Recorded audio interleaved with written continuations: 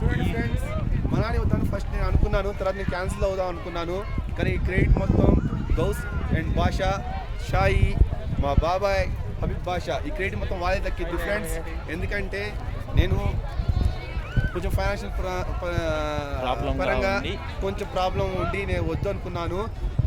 డబ్బులు ఏముంది, ఈరోజు సంపాదిస్తాం, లేదంటే ఈరోజు ఉన్నా రేపు పోతాయి. కానీ లైఫ్లో ఒక్కసారైనా విజిట్ చేయాలి ఆ ప్లేస్. మళ్ళీ మనం పోలేము, ఏజ్లో ఉన్నప్పుడు పోవాలని చెప్పేసరి వాళ్ళు నాకు చెప్పడం జరిగింది. దానివల్ల ఫోర్స్ చేసి తీసుకొచ్చారు. దీనివల్ల నేను చాలా హ్యాపీగా ఉన్నాను. ఈ లైఫ్లో ఈ ఎంజాయ్మెంట్ అనేది లైఫ్లో చేయలేము ఫ్రెండ్స్. మీటు ప్లస్ నేను ఎందుకు చెప్తున్నానంటే మీరు కూడా ఇలా విజిట్ చేయండి. లైఫ్లో ఒక్కసారి అయినా సరే హ్యాపీగా ఉంటుంది. ఫ్యామిలీతో ఇంకా ఎంజాయ్ చేయొచ్చు. పిల్లలు ఉంటే మరీ చిన్న పిల్లలు ఉంటే వద్దు ఫ్రెండ్స్. 5 years ఏవో ఉన్న పిల్లలతో తీసుకురండి, బాగా ఎంజాయ్ చేస్తారు. ఇది నేను కాన్ఫిడెన్స్గా చెప్పగలుగుతున్నాను. ఈ క్రెడిట్ మొత్తం ఎవరికి దక్కాలి? ఈ క్రెడిట్ మొత్తం మా ఒక ఇప్పుడు దాకా పేరు పెట్టలేదు ఫ్రెండ్స్. మా బ్యాచ్ పేరు ఇప్పుడే పెడుతున్నాము.